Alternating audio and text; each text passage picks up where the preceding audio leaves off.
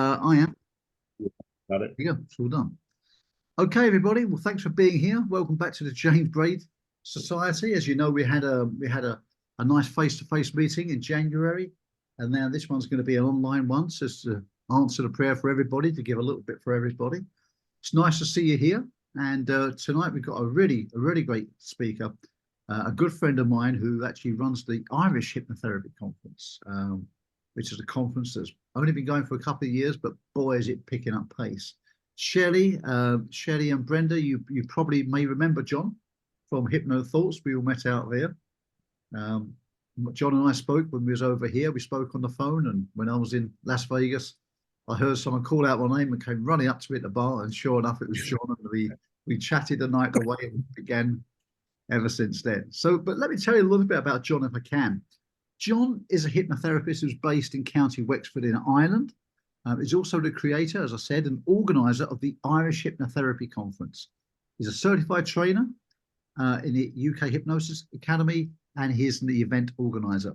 John specializes in dealing with anxiety-related issues, and having been adopted as a child, he has a special interest in adoption and its effects, having lived with that himself.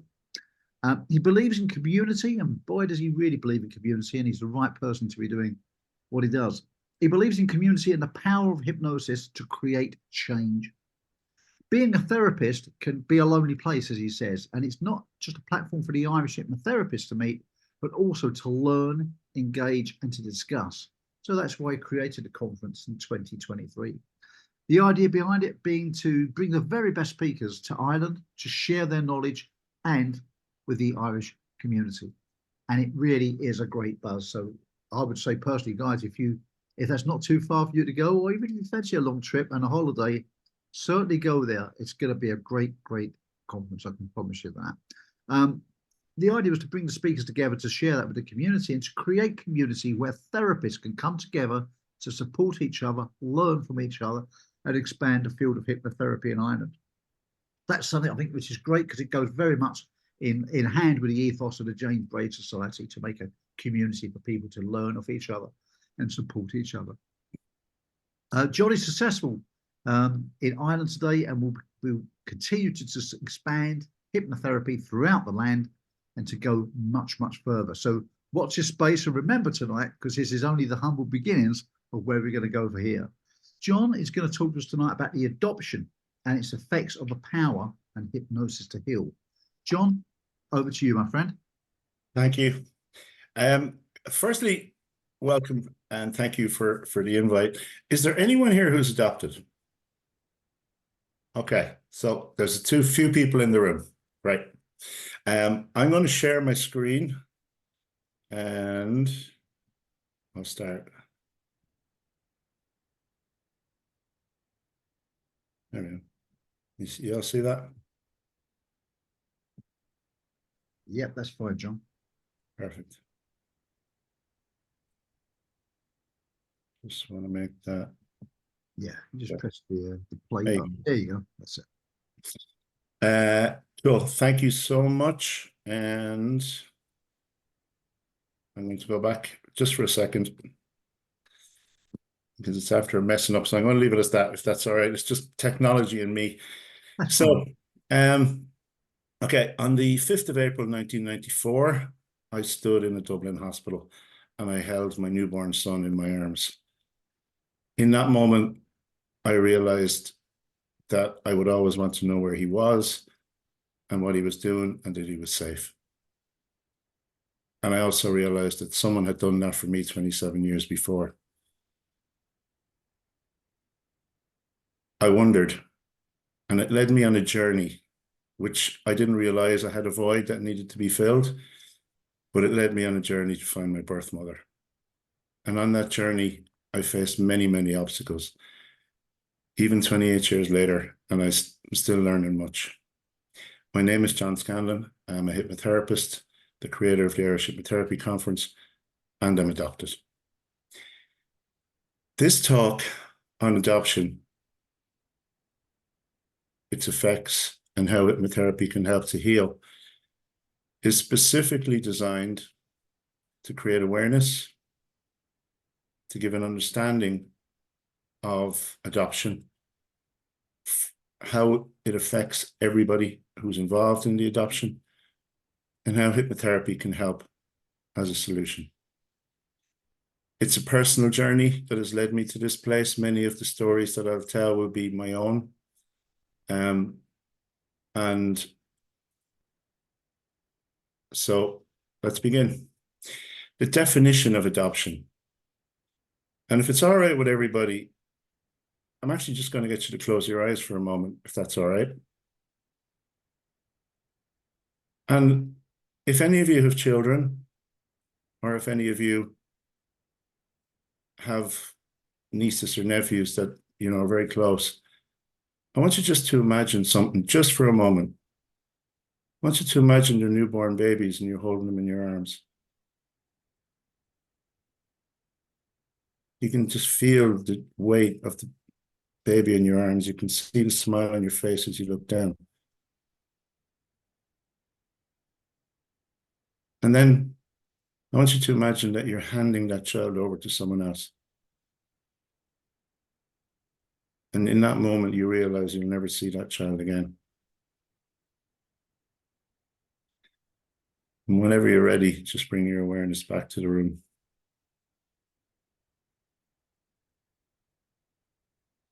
That's just a very, adoption is not something that I can demonstrate. And I do love demonstrations, but adoption, the action or fact of taking another legal child and bringing it up as one's own, that's effectively what somebody does. And there are many reasons an adoption is seen as a really good thing, and in general it is. A parent who's unable to care for a child, finding a new home to give that child the best chance. And in most cases, that child grows up happy, healthy, and often unaware of any effects. But I would argue that the effects are always there. They may just be beneath the pressure cooker that never come up. In Ireland, between the years of 1952, when adoption became legal, and 2022, was 48,000 children adopted. An additional 2,000 children were known to have been sent abroad to other homes. And the film Philomena, if anyone's ever seen it, was based on one of those, where a child ended up in America and the struggle for the mother to reconnect with her child. And a further 20,000 children were what the term was boarded out, which means they just didn't go through formal channels. Many of the institutions that ran these homes were Catholic. And the Catholic view was that adoption was a solution when somebody was born out of wedlock.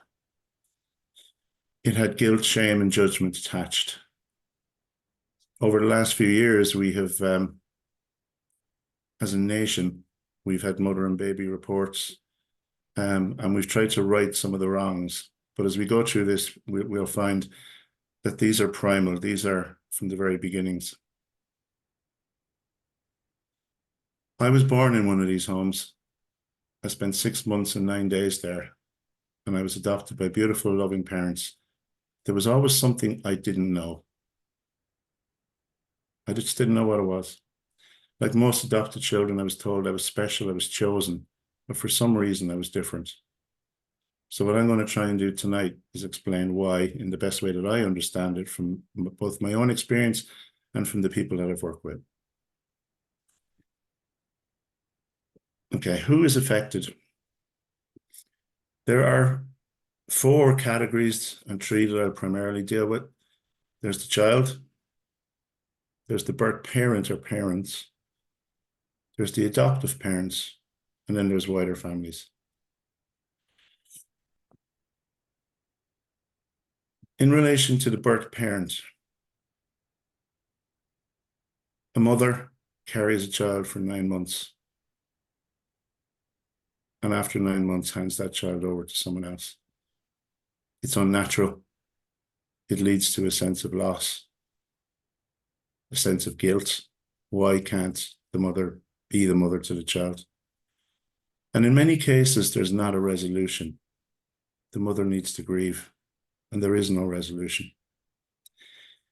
The reasons for the adoption are quite important because they may alleviate the circumstances or help to ease the circumstances, or they may not. In the case of my own birth mother, she was, I'm going to say the word, asked in a very strong way by her family not to have me as part of the family. And for her, it led to alcohol, abusive relationships, because she felt that she had never resolved, and she had either let herself down or let me down. I never really understood. And there's also the other side of this, which is there may well also be a birth father. Some may know, some may not. Some may want to keep the child and some may not have a choice. So there are many different factors at play when you're talking about birth parents.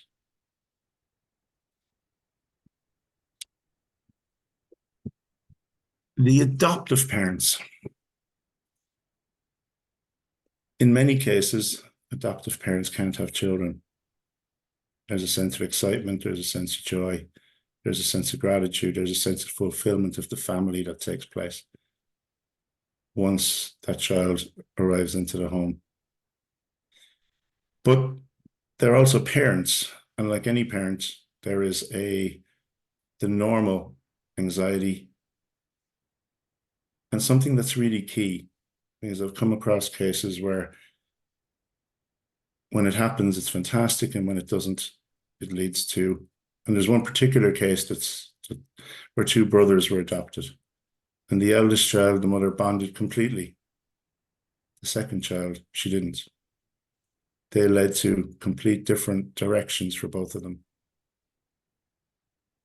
And she felt guilty, and it really did affect her mental health. So the adoptive parents play a big role because they take over the role of parents, and an adopted child just lives in the house as a child, just like anyone else does.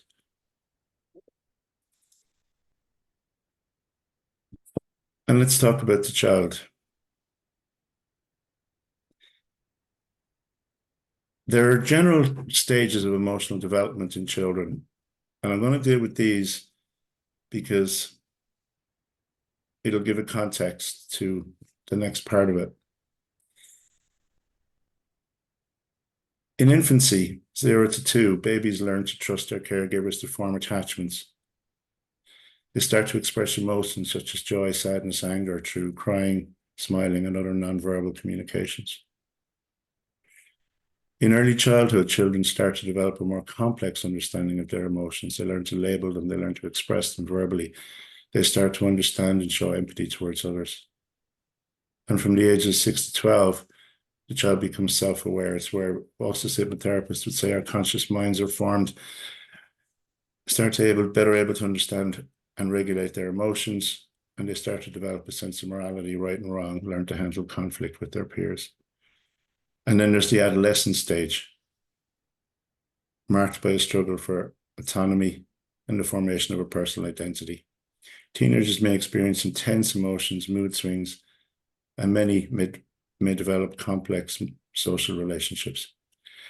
There is also now a lot of research that is beginning to indicate that the pregnancy period affects the baby's development and temperament. And that's actually really key to this. So what are the core issues that adopted children face? The first one is loss.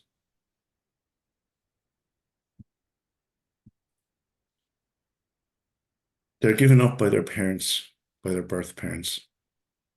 The child is taken into a new family. There's still a sense of loss because they've spent 9 months learning, getting familiar with scent, smells, and the bonding period doesn't really take place. It's different for an adopted child. There's a sense of rejection because in order to be adopted, the child had to be rejected. There's a sense of guilt or shame because often children take the blame upon themselves when they see something wrong. We've known this in cases of separation or whatever. Children are reassured it's not their fault, etc. In the case of adoption, it may be below conscious awareness, but it is there. There's a sense of grief because the child has lost their parents. There's no acceptance of that. There's a sense of identity, self-esteem issues that arise.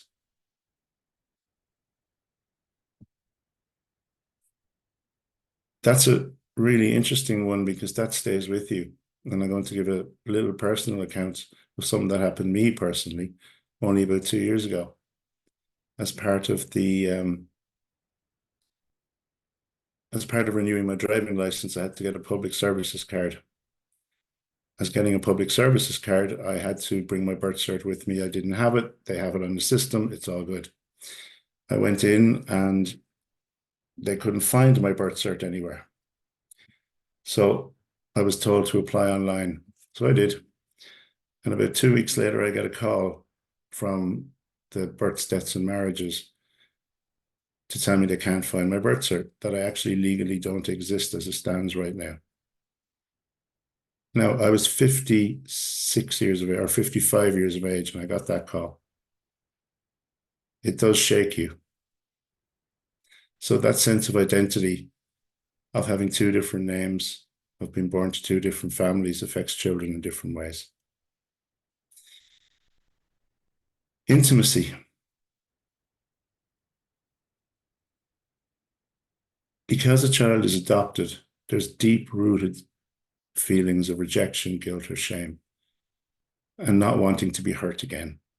And there's many cases and evidence of people just, rather than getting hurt, they'll get out first. They're afraid to be intimate. And the last one is control, because they had no say in being given up for adoption. They had no say in who their family was going to be. They were taken from one family and given to another. They had no control. In essence, I'll put that down as 4 words. I'm not enough. And that's a feeling that adopted children will often feel. That I am not enough. And the thing about adoption is that it's from the earliest stages. So children will live their lives and all the normal experiences that other people will have, but it's built on different foundations. It's built on foundations of loss, of rejection, of guilt, of shame, of grief, and in all the ways that affects people. So, what are the common effects of adoption? Often there's a self-destruct button. That's an I'm not good enough feeling. That's a I don't want to get hurt feeling. People pleasing, because we want the attention. Substance abuse. The Archives of General Psychiatry report adoptees are 50%, 55% more likely to be addicted to substances more than those who are not adopted. There's higher risk of mental health disorders. There's identity issues. There's anger. There can be a drive to prove that you're not good enough, or that you are good enough, sorry, to overcome that feeling of not being good enough. And that's a positive. There's also the lack of health information. And today we're becoming better at that in terms of, for those who want it, I'm not one, but for those who want it. But what I want to do actually is I want to go back, and I want to go back to the developmental stages. Because when you're a teenager, and we can deal with these in each of their stages, but when you're a teenager, it's marked by that struggle for autonomy, for the formation of personal identity. Teenagers, as everyone has been a teenager, so everyone's experienced intense emotions. And often that's when the search for adopted parents first comes to mind. And I know it did for me, came to mind. It didn't last very long, but it was more anger at a family. And it was almost like I was lashing out. But it's not just unique to me. It happens in many, many, many cases. Because the anger that people feel as a teenager is exacerbated by the rejection, by the grief, by the not being able to, by the lack of control. There are many different factors at play. In the ages of 6 to 12, when somebody develops critical thinking and critical awareness, that sense of being told you were chosen, you were special, it begins to be questioned logically, critically. And that has been building all the way up, because in that 0 to 2 time frame, when babies learn to trust their caregivers, to form attachments, they've already lost control. They've already been taken away from the scent and the smell and the DNA that they've been familiar with. The other part of it is that when somebody is pregnant and they're happy to have that baby, then they're proud, like I did with my first child and all my children, actually. I spoke to them in their mother's womb. That 5th of April, 1994, when my son lay in that bed and I went over and I spoke to him, he immediately turned his head. Did he recognize my voice? I don't know. I'd like to think so. We can't prove any of that, but there's an emotional bond that's formed and it's taken away in the case of adoption. A mother who's giving the child up for adoption tends to not be, the child doesn't receive as much attention. Often it's hidden, try to hide it. In this country, mothers were sent away to Dublin, to various other parts, but away from their towns so that people didn't know. And that has the effect on both the mother and on the child. So when we talk about the effects of adoption, these are from the earliest possible stages. And that feeling of I'm not enough leads people to follow causes. And these don't apply to everybody, but they do apply in a higher percentage of the cases than anywhere else.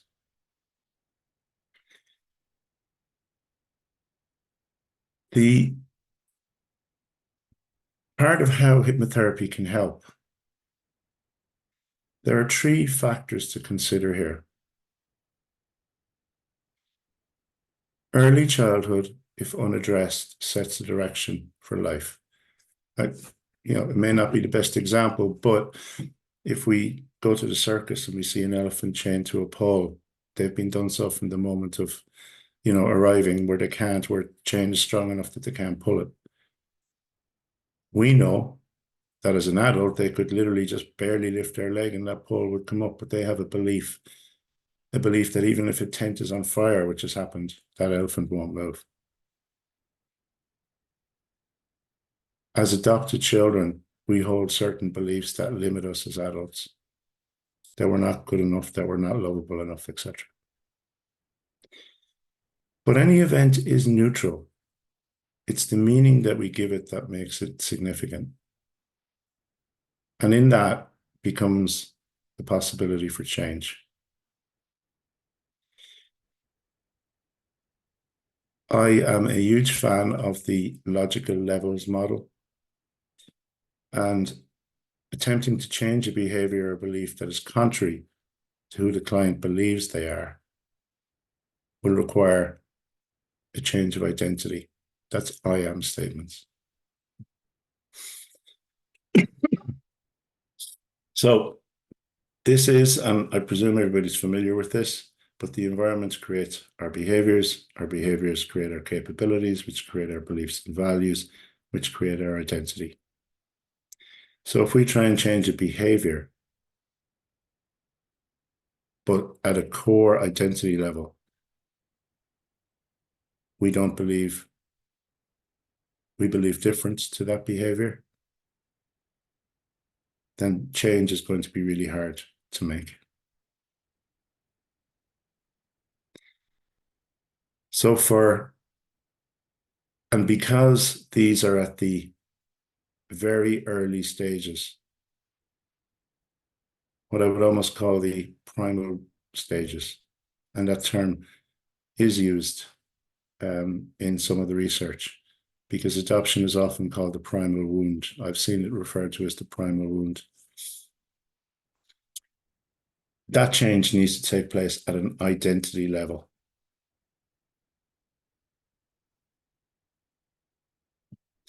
So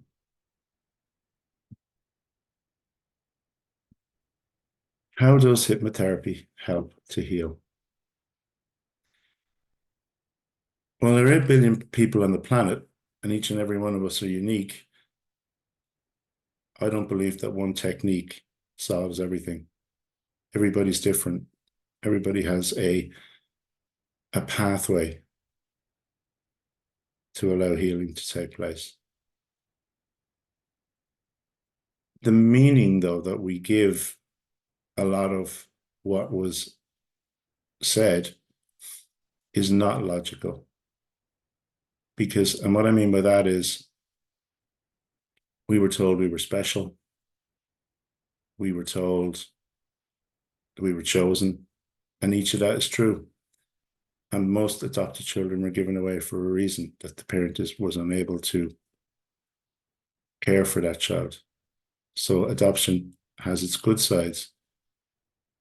And it does mean that we were chosen and special.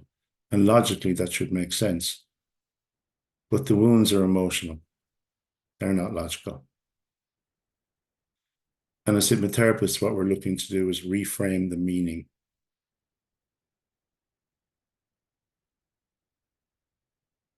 We can't change the past, but what we can change is the meaning that we give it.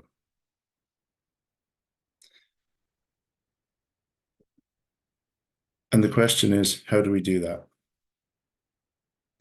As hypnotherapists, we're looking to address cause and to heal the effects. As I work with it, it's self-love, inner child work. It's allowing acceptance, understanding, and grief. I use tools such as anger release forgiveness, which would allow people to express their emotions, to release those trapped emotions that they're storing. And any methods that support self-love and self-esteem will add huge value. It may take many sessions, it may well be mixed in with a whole lot of other issues. In my case, I lost my father at 15, my mother at 17, and my grandmother who lived with us at 21.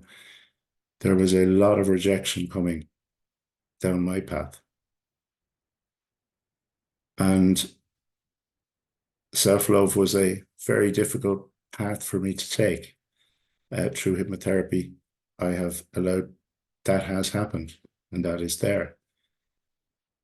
And I'll go through some of the techniques that I've used in a moment. There's a few things that I would just like to go back over, though.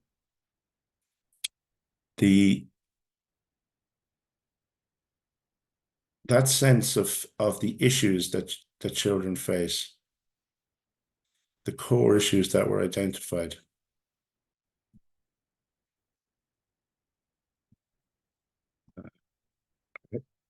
me just go back to that slide.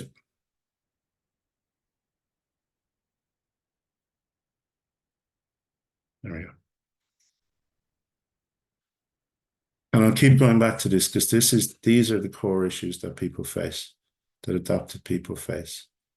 So when we go to look to change, we have to address each and every one of these issues as they apply to that adopted person. That sense of being rejected plays out in many different ways. It plays out in that whole mastery and control issue and not being intimate with people, not allowing people to get too close. So how do you reframe something like rejection? Guilt and shame and loss and grief we're probably more familiar with.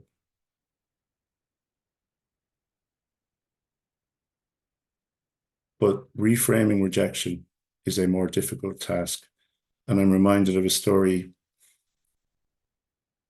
Sheila Granger, who's a hypnotherapist who you all probably know, she is also adopted and her half-brother is adopted. And she was telling me a story recently of how her brother, who had been adopted, got a letter from his birth mother and reconnected with the birth mother and spent a couple of years.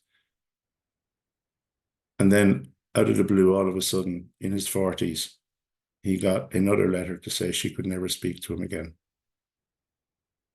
That's that sense of rejection coming back over and over again. And that was that same sense of identity that I was experiencing when I was told legally I didn't exist. I now actually have 2 birth certs. They're both here. And the funny thing is that I had always known I had 2 birth certs. And I actually had found my birth cert. It was nothing new to me. But being told at 55 or 54 years of age that you don't legally exist after paying taxes for 35 years is a bit of a, no matter who you are, that's going to shake you. So the question really is, how is it that hypnotherapy can then allow that healing to take place? So for me, it's working on the concept of self-love, acceptance, understanding, addressing grief. And for things like rejection, it's methods that I would use like anger release, forgiveness tools, and anything that supports self-love and self-esteem. I have a few favorite techniques that I love to use. But what I will stress is that there is no script for this because the client is the script. Each child is different. Each person is different based on their own experiences. When the adoption and the effects of the adoption at that deep level set the child in a direction, but there was other things that happened on top of that direction. Just like me, I lost my father at 15. I lost my mother at 17. I lost my grandmother at 21. All of that was compounded on top of the existing scenarios, and I was never allowed to grieve. In the Ireland of that time, in the 1980s, I wasn't allowed to grieve as a teenager, and I definitely was not allowed to grieve as a child for the mother that I didn't have. So, how to heal? Healing relationships and forgiveness, especially of self. And there's a technique that I love to use for that, which I learned here called anger release forgiveness. And the last part of that is healing and forgiving the self for anything that we deemed as a child to have taken on that it must have been our fault. Logically, that doesn't make any sense. But a child doesn't have a logical brain. So therefore, it's emotional and it's different. Emotional pain techniques like emotional detox and the arrow in particular will be very effective in things like this. Acceptance techniques, techniques that allow people to accept their circumstances, to accept that it was reframed in a certain way, reframed in a way that says it was a positive experience. Self-love and safety techniques, allowing someone to ensure that they know they feel safe. And there's a David Snyder technique that I absolutely love on self-love. And I can guide people through that in a bit. But there's the other side to this. And again, I'll reference both Sheila Granger and myself, because that feeling of not being good enough can be channeled in a different way. It's channeled into a drive to prove that we're good enough. And if you talk to Sheila, she will tell you that she uses that drive to succeed. And for me, I've also done that. That feeling of not being good enough has led me to work with disadvantage to try and heal the emotional pains that others have been feeling, to build communities, and also to form a community here in Ireland through the hypnotherapy conference that can actually help to heal an expanded community. And I've often used that drive of, I am good enough to make that happen. It's been the push that has driven me forward over and over again. Because ultimately, the objective for someone like me is to find the balance between taking that drive, but knowing that I am good enough anyway. And it's finding that balance. Hypnotherapy for me has been the tool that has allowed me to find that balance, has been allowed the tool to allow me to free myself from a lot of the emotional pain. A lot of the clients that I deal with, because we're working with the primal and we're going back to the very, very beginning, once we can heal the emotional pain from the beginning, a lot of the other parts start to heal themselves. So when we're working with adopted people, and we may not always be aware that someone's adopted, it's not something that's a normal tick box on a form, but it's an important piece of information to know, because it sets a direction for life, and it sets the direction that if you want to change someone's identity, someone's belief about themselves, to stop a behavior, whether it's anger, whether it's addiction, then changing at the core level and understanding that the direction set as a child changes everything. And if we can change that, then the rest falls into place. Because ultimately the feeling that any adopted person is looking for is, I am enough.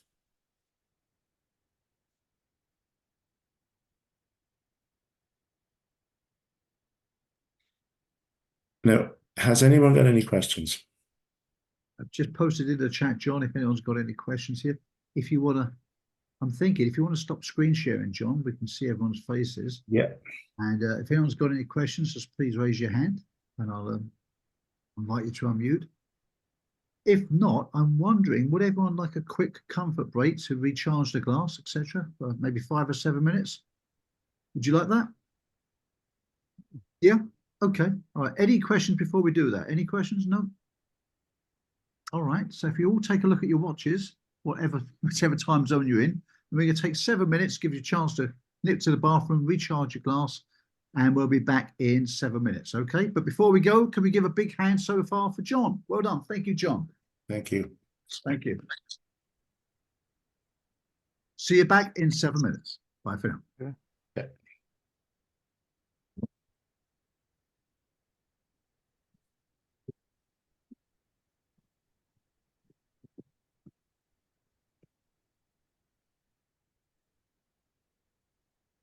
John, we got a couple of questions in the chat. I can hear you guys are talking already while I was on the break, but if they've not been answered, Stephen, I'll read your question out for me. Stephen said that he had a client a few years ago who had been adopted as a baby, and he had been deep rooted with self-esteem issues. While he was particularly affected in his relationship with his wife, he said that he found their sessions very useful. But after a while, he felt the benefits wore off after a few weeks. John, do you have any advice for creating long-lasting change to improve self-esteem for the adopted child? Yes is the answer to that, and it's a deeper series of sessions, because this is primal. This is at the very core. So I know, and I was just saying that I'd recount the story, but for me, and when we were talking, just before everybody was back with Shelley, for me, what I've done with others and what I've done for myself, and I'll recount my own one because it's just easier to do that, is the reframe of it. And it was basically a reframe where I, as an adult, was back in my birth scene. I was standing in the room as an adult with seeing my mother hold me in her arms. And next thing, I started crying. And I could sense guilt and shame and judgment in the room.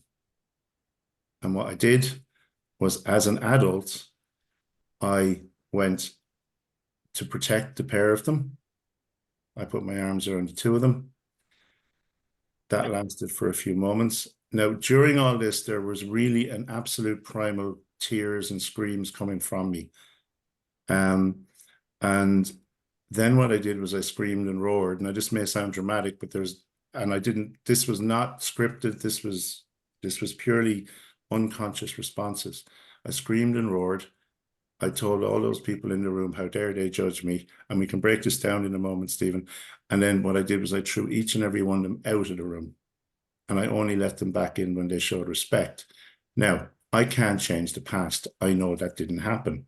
But what it did do in that deep state of hypnosis that I was in was it allowed me to reframe, to have control, and to know that I was loved because somebody was there to protect me, even if that was me. Does that help you, Stephen? Thanks, that's useful. Yeah. That's great. Thank you. Thanks for that. Thanks for John. And also, Guy has a question. Guy says, while I don't doubt it varies, what is the best age to admit to a child that they've been adopted? I don't know if there's an answer to that. I really don't know what the answer to that question is. I think it's going to be a bit like Adrian. Circumstances may affect the way that he grew up, and it didn't affect him in any shape or form. For a lot of children, it doesn't affect them. I'm not saying it's not there. If you take that example of the pressure cooker, it's there, but the other circumstances in life are not enough to drive it over. I would have thought the younger the better, to be honest, because there's more acceptance. Yeah. That would be my belief on it. That's good. Right. Thank you very much for that. Thanks, John. And we've also got, I think Maureen's got her hand raised. Is that right, Maureen? Yes. Thank you. Yeah.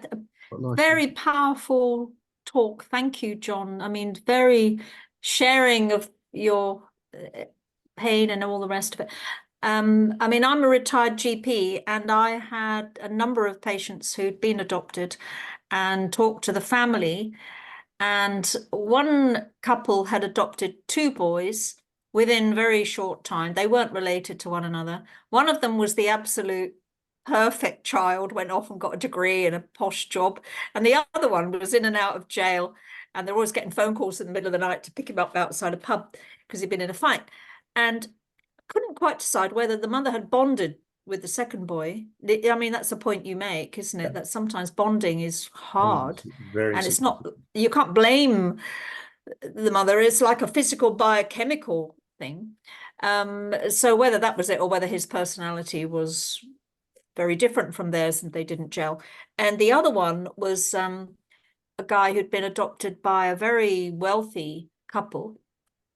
And he presented to me at about age 19 as a serious heroin abuser. And I'm very interested that the figures prove that they are more likely to be substance abusers. Yeah. And he was really complicated. I mean, he wanted to be a very flash journalist, and he wanted to work for the, whatever, the Daily Telegraph or something completely bonkers. But he wasn't prepared to do, to get his O-levels or his A-levels. He just wanted to be the thing. And he was a very braggy guy and very difficult to deal with, and he was cheating and lying the whole time about what he was taking. So anyway, he was an interesting character, but I hadn't kind of picked up the idea of this and whether he was bonded. I think the couple that adopted him, a year or two later, they had an actual biological child of their own, and so he always felt, I mean, I don't know whether that's something that's been shown in research, but when the couple It actually hasn't, but I can actually tell you from personal experience oh yeah, go on then. because, and that was something I actually forgot to mention as I went through it, that when the birth parents or when the adopted parents, it takes a lot of pressure and stress off. So therefore, sometimes they can't have a child, so they adopt. Yeah. And then often when they do adopt, they can have a child. I have a brother who's 2.5 years younger than me. So Wow. the other side of it, when you go back to that whole developmental stage of you're special, you're chosen, but now you're no longer a special, now you're no longer chosen. Yeah, I think he felt that. Yeah. Very much second best. Yeah, and I've worked with families where, like I've said in it, where one child was bonded with the other wasn't, and the two, exactly like what you spoke about, they went in two different directions. Yeah. And while you're dealing with everything that's happened since that birth and bonding, you can't deal with all of that without dealing with the feeling of not being good enough, not being, the grief, not being satisfied, the rejection, not being put to peace. Yeah, it's very hard. Anyway, thank you. You've been brilliant talk. And for me, it really is that whole thing of trying to build in that sense of self-love and self-acceptance. Yeah. But a lot of what you're born with, I mean, about 50% of personality is genetically programmed in.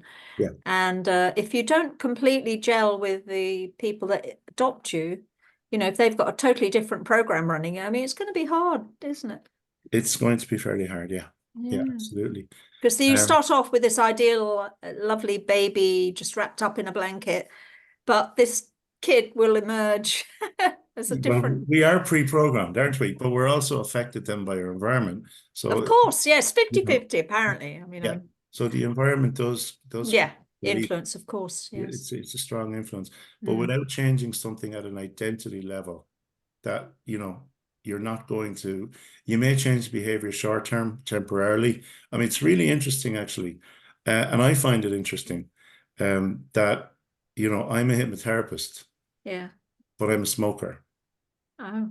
There's not many, but funny enough, Sheila Granger is also a smoker. I tried to hypnotize her. It was pointless.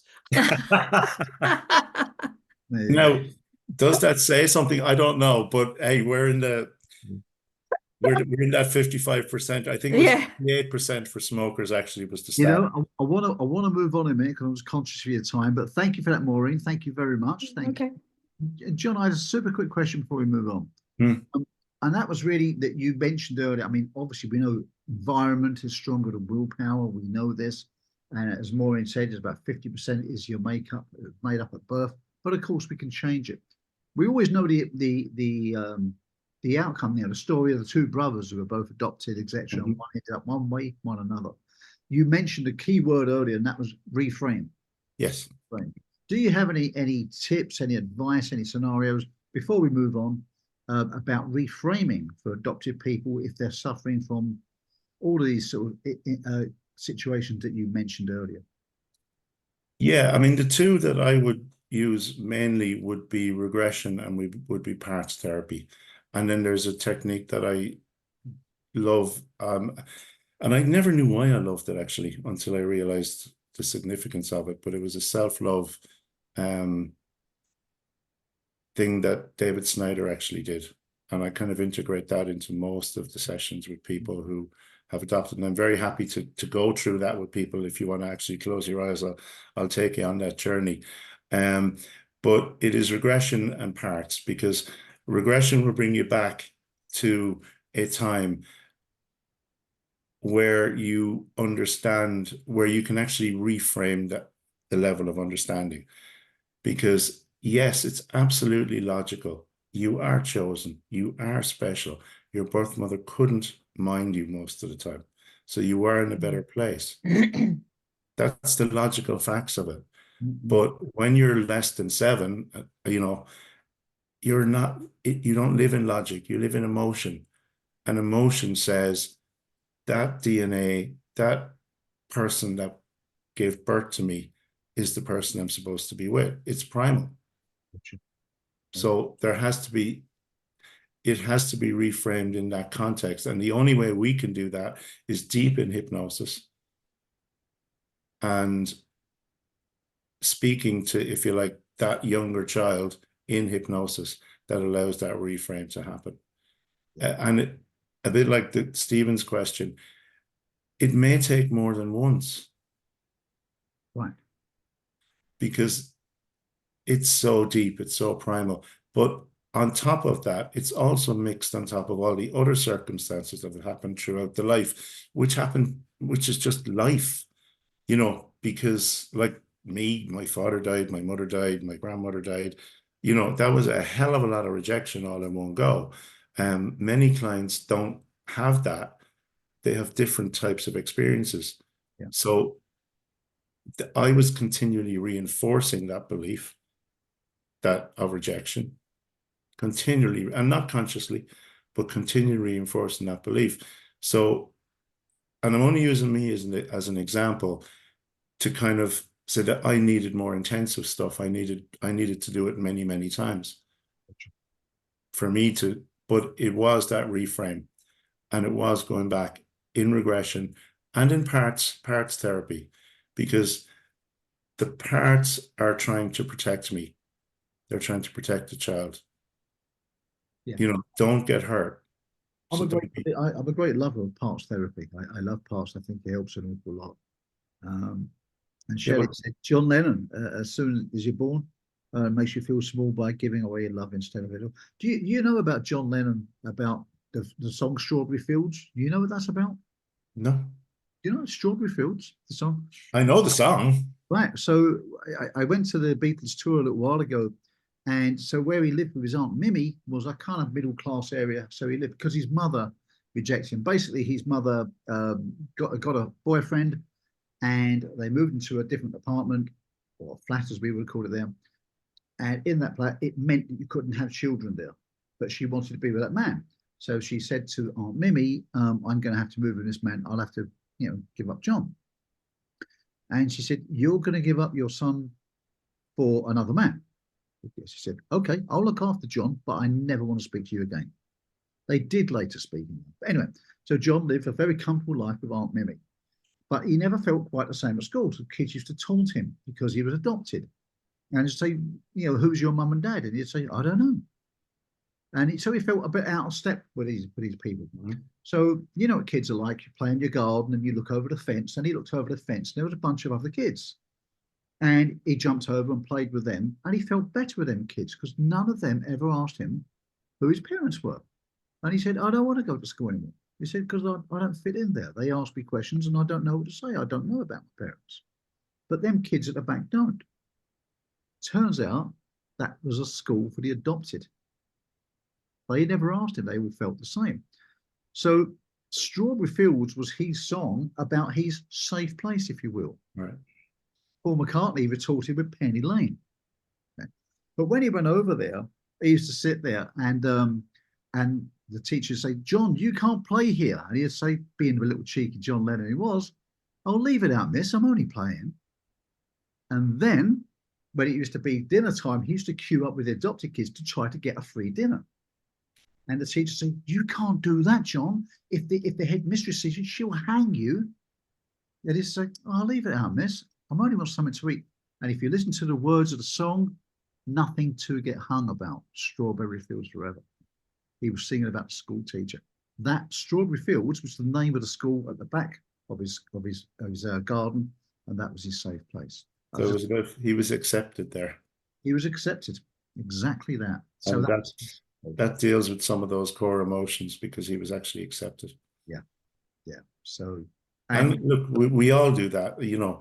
yes. We all want to be part of a tribe. We all want to be accepted. It's a, you know, it's a historic thing, really, in terms of, you know, feeling safe and be part of a community. But yeah, so I'm glad you found it. And me too. Didn't know that though, so thank you. No, you're welcome. And, you know, being told this by a tour guide while we were standing there looking at it, I'll tell you, it was quite a moment. It was quite a moment indeed. But anyway, John, we're aware of time, and I know you're going to show us some great things and how we could, you know, you framed up very nicely the problem, the emotions, the feelings, and people here have chipped into the real life experience. I know you're also going to show us what can be done about it. So, yeah, back over to you, John. Back over there's a question there. What about always feeling? I can't even read it actually. Is that right? I don't see any question. Nothing. Oh, Bernard. I can see his guys, but Always feeling different. Different. Okay. What do you mean by that? Bernard said it. Oh, sorry, it didn't have a letter Q, so I ignored it. Okay. What about always? Bernard's asking, what about always feeling different? Yeah, I mean, I guess that's a symptom of it, isn't it, John? It's a which? It's a symptom, isn't it? It's a symptom. It's a symptom, yeah. You actually gave the perfect answer to that, Grant, in that John Lennon's story. Right. That is the perfect answer. There we are. So there we are. There's a little story that brings it back nicely back to you, John. Over to you, my friend. Welcome. Cool. Okay. Well, what I'm going to do is I'm just going to take you on a technique that I'll use with people, and I'll only use this towards the end when I know they're ready to do this, but it's part of the self-love process. And as you go through it, you'll understand that there's a feeling of always being loved. Because if you're not good enough, you don't feel loved. You do feel unloved. So there's a feeling of being loved, but there's also a feeling of being safe all the way through. Now, in any of these techniques that I use, I mean, I adapt people's techniques to suit myself. So I can just do that individual technique, or I can do a slightly longer one that would take about 20, 25 minutes. So if you're okay with doing that, then I'll happily do that. Up to you, but you know the timing, John? Yeah, so we've half an hour. Is that all right? If you want, if you think. I'll allow 20 minutes and then you can ask me any questions afterwards. I reckon that might be good. Yeah, let's go with that. All right, okay. So what I'm going to ask you to do is just take a deep breath in and just hold that breath for about 3 seconds. And as you exhale, just allow your eyes to close. But only as quickly as you're ready to drift into that beautiful, peaceful, relaxing place. Place where nobody wants anything or nobody needs anything. Where there's nothing for you to do except simply just let go and follow my voice. Just for a moment, just be aware of those muscles around your eyes and allow your eyes to relax so completely. And when they're relaxed so completely, test them and find that they just won't open. And allow that relaxation now to spread down through your body, just like a bliss anesthesia. Just let it flow to every cell, every nerve, every fiber. And just let yourself drift deeper. And I don't mean deeper in the chair, I mean deeper inside. Into that place of peaceful inner awareness, where nobody wants anything, where nobody needs anything. Where there's nothing for you to do except just let go. Let go of the effort it takes to be aware of the effort it takes as to which leg is relaxing more completely than the other, or which arm feels lighter than the other. It's almost like that place of peaceful inner awareness calls out to you now from somewhere deep inside.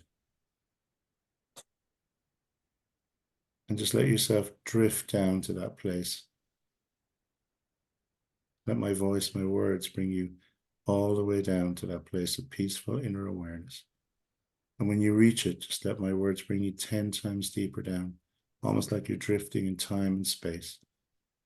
And just letting go of the effort it takes to be even aware of where you are in time and space right now.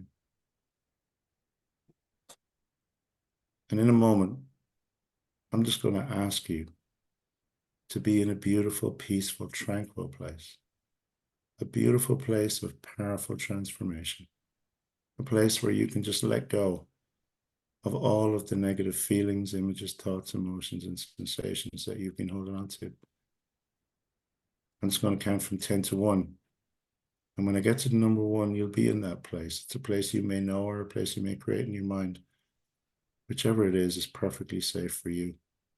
But at the same time as I'm counting from 10 to 1, I'm also going to count from 1 to 10. And as I count from 1 to 10, every fear and concern you have will just drift and float away. 10, just feeling yourself drifting deeper, deeper down now.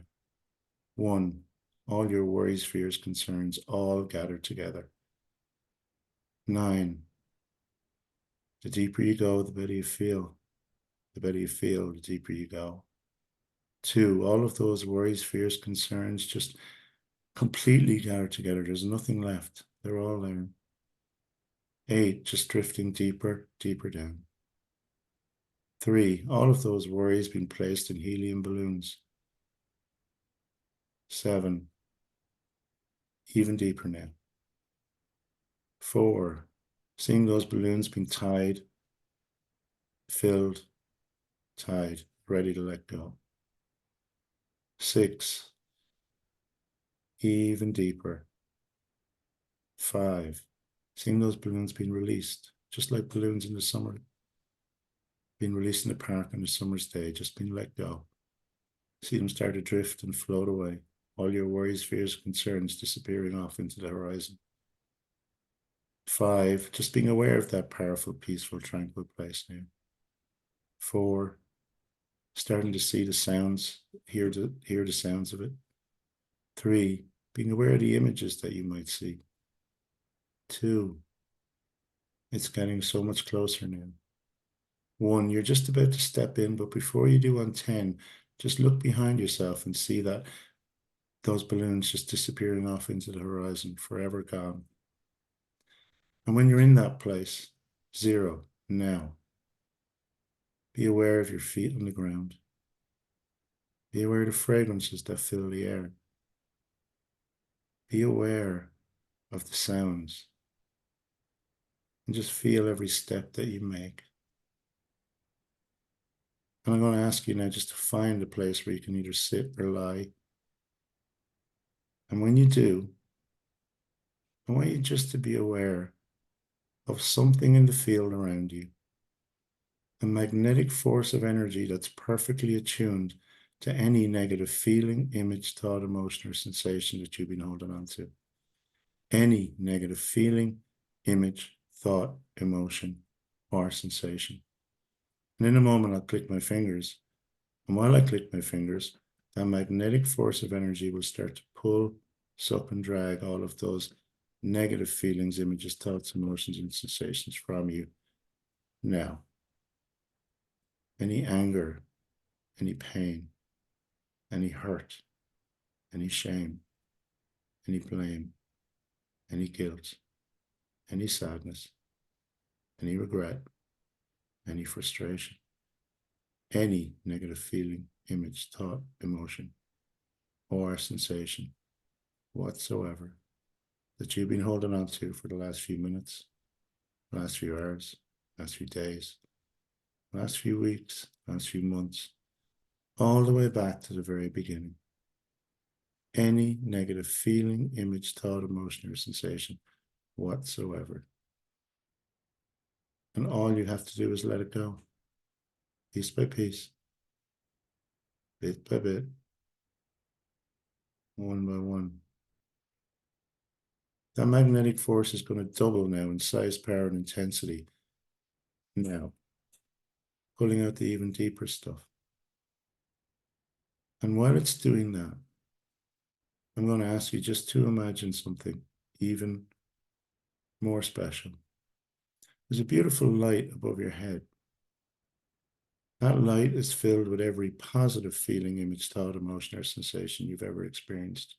The love, the joy, the happiness, the peace, calmness, the confidence, the health. And in a moment, it's going to fill you up like a cup from the tips of your toes to the top of your head. And while it's filling you up, it's going to push out from the inside any negative feeling, image, thought, emotion, or sensation you've been holding on to, the even deeper ones. And it's going to replace all that space where all that energy, that negative energy used to be. That beautiful light fills up your feet now, and your ankles, your calves, your knees, your hips, your stomach and your lower back, your chest and your upper back, shoulders, arms, and hands, and all the way up to the top of your head. It's just pushing out those negative feelings, images, thoughts, emotions, sensations, and it's replacing them with that feeling of love, of joy, of happiness, of peace, of health, calmness, of confidence. Let that magnetic force double even stronger now. And while all of that takes place, I'm just going to ask you to imagine that you drift off into a sleep. In that sleep, you dream. In that dream, the essence of you floats up from your body, starts to float up above that peaceful, tranquil place, starts to float up above the clouds, towards the planet, the outer limits of the planet, until you're up in space. You're looking down upon the earth. You're looking down at the blues of the ocean and the rivers, the greens of the forests and the fields, the whites of the clouds and the mountaintops, the browns of the earth and the deserts. You can see the sun and the moon. You can see the stars and all the other planets. You can notice the bright side of the moon and the dark side of the moon, the bright side of the earth and the dark side of the earth, the side facing the sun, the side facing the moon. You can see the lights that shine from countries and cities. And you can appreciate the beauty of the planet that we live on. Between you and that planet now, you notice that there's an archery target. And in the center of that target is a bullseye. And see all the bands that surround, the colored bands that surround that archery target. In the center of that archery target is every piece of useless and unnecessary emotional pain that you've been holding on to. Any programmed emotional pain, any pain you've accepted as a child when you didn't understand, any pain that was placed upon you by others, by their acts, by their deeds. In a moment, you're just going to hear a shh, and you'll be shot through the other side, forever free of that pain. So when you're ready, be brave. It's just for one moment, for a millisecond, you'll feel that emotional pain one more time. Psh, there you are, out the other side. Free forever of that useless and unnecessary pain that was placed upon you by others. Forever gone. And you're just drifting and floating in space now. But as you're drifting and floating in space, I want you to notice that in this place, in this dream, anything you can imagine, anything you can intend must come true. And there's a large building right in front of you. A large building that as you enter it, you walk into a foyer that's filled with this amazing light. This amazing light that just is filled with love and acceptance and joy and happiness. It's almost like every image of every loved one is sitting on the wall smiling at you. As you feel that, as you look at those images and breathe in that beautiful light. It just reminds you of the love that exists for you, of how loved you are. And as you let yourself absorb that love, deep, at the deepest level of your existence, neurologically, physiologically, psychologically, every breath just reinforces it deeper and deeper. And then when you're ready, you enter into this amazing room, this beautiful room. And in that room, you see this spark of energy. As you see a spark of energy, it's just like a little star that's sitting there in the center of the room. It's calling out to you. You instinctively know that that spark is about to take on a life and become you.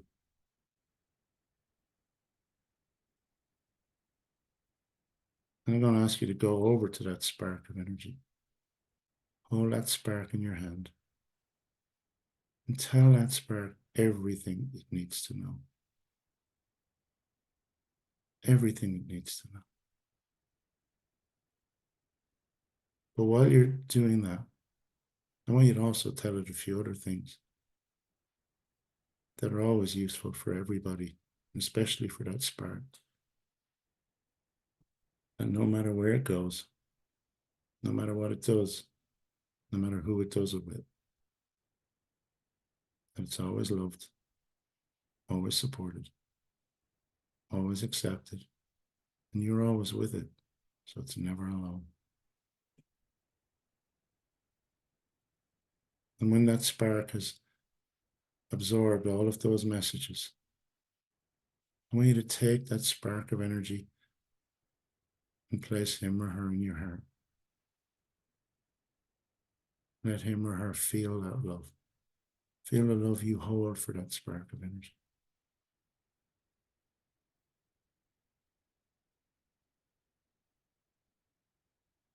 And remind that spark that no matter where it goes, no matter what it does, no matter who it does it with, that it's always loved, always supported, always accepted, and never alone. And when you're ready, you notice that right beneath your feet is a glowing orange line of energy. And you instinctively know that the right is the very beginning and the left is all the way up into the future. And when you're ready, drop down to that very start of that orange line, to before that spark of energy took on a body.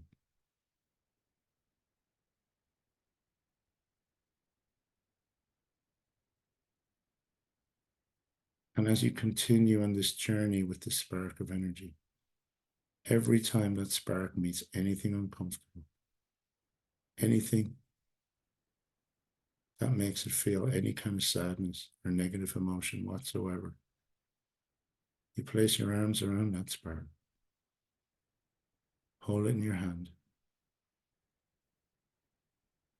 and remind it that it's perfectly safe, it's perfectly fine, everything works out, and that it's always loved, always supported, you're always with it, so it's never alone. And as you begin the journey through the womb now, every time that spark meets any negative emotion whatsoever, you place that spark in your hand, place your arms around her, and remind her, no matter where she goes, no matter where he goes, always loved, always supported, always accepted, and never, ever alone.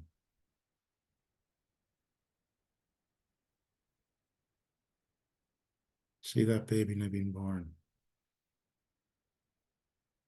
And just being there, welcoming that beautiful baby into this world, holding that baby in your arms, reminding him or her that no matter where they go, no matter what they do, no matter who they do it with, they're always loved, always supported, always accepted, and never alone.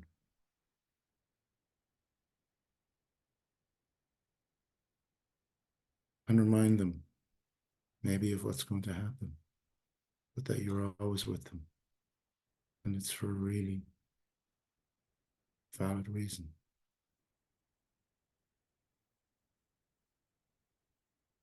And as you go through their baby years, every time they're feeling any way uncomfortable, any negative feeling whatsoever, just place your arms around them. Remind them they're perfectly safe, they're perfectly fine. They're always loved, always supported, always accepted, never alone. All the way through their childhood years, through their teenage years, all the way through adulthood, all the way back to the present moment, seeing that beautiful glowing orange line of energy that just seems to get stronger and brighter off into the future. Beautiful sense of always been loved, always been supported, always been accepted.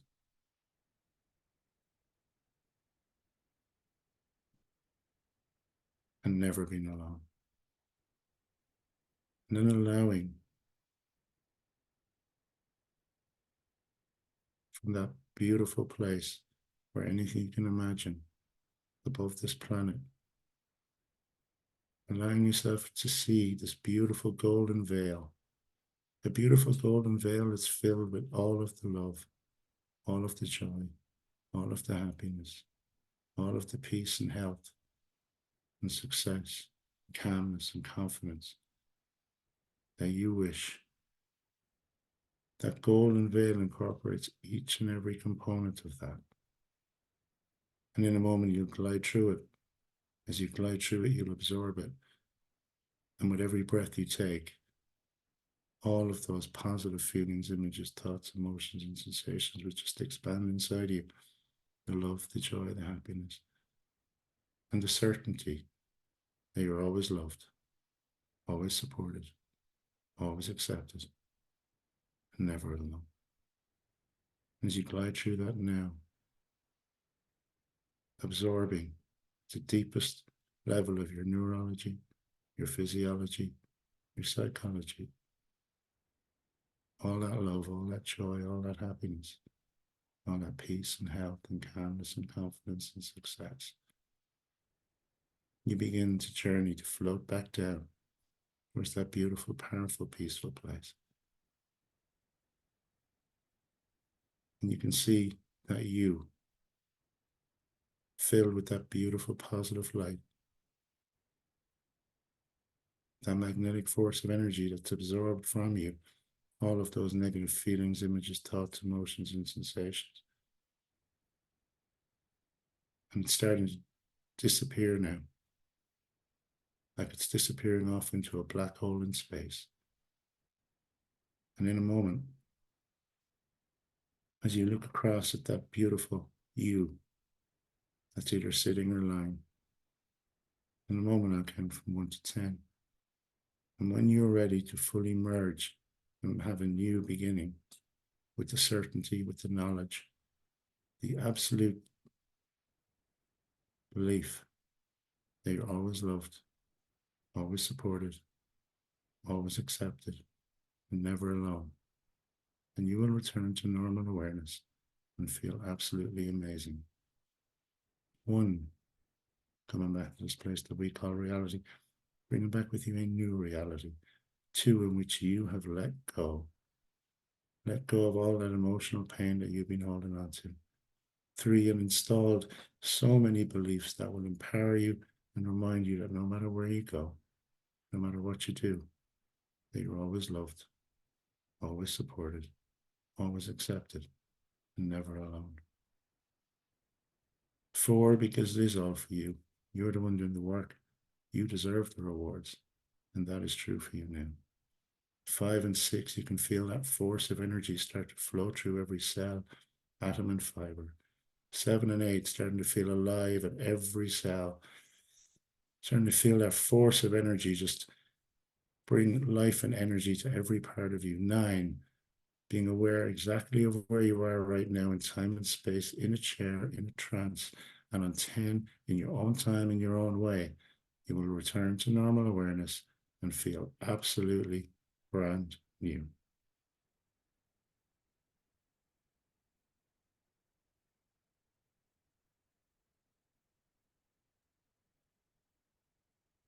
And we have a few people yet to come back.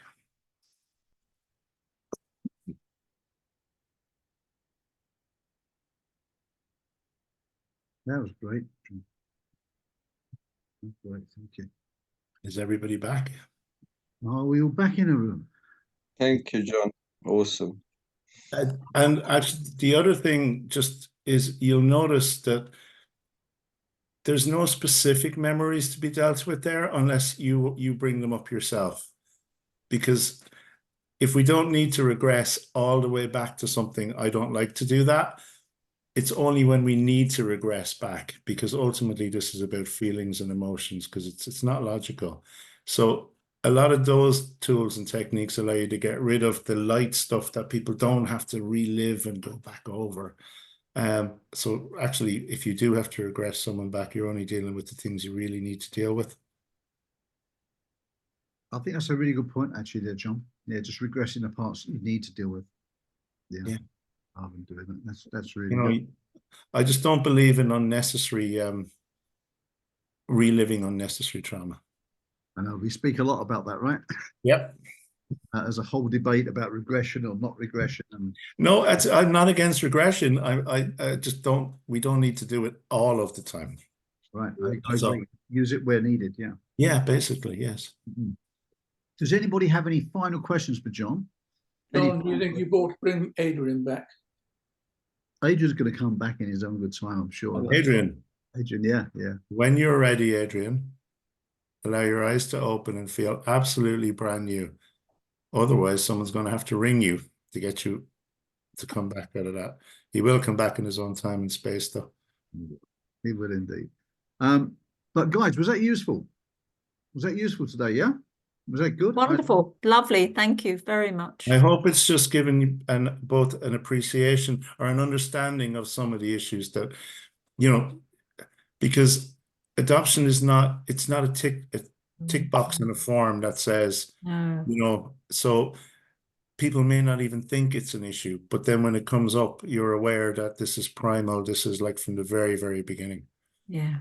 It was a very sensitive presentation right from the start, John. Thank you. It really was. It's certainly, yeah, you framed it beautifully about, how it feels for people, the problems, how it plays out in their life. And of course, most importantly, what can you do about it? And that's the great thing. That's the key. Absolutely. Moving on. John, what's next? If people want to know more about this from you, people want to know more, want to learn more from you, have you got some details you could drop in the chat there for anybody? Well, I will be running something with Sheila Granger in a post-conference stuff in Dublin. We actually haven't formalized all the details of that because she and I were only just talking about it last week. But anyone can reach out to me. I'll put Grant, you can share all my details with the people. Details. I mean, it's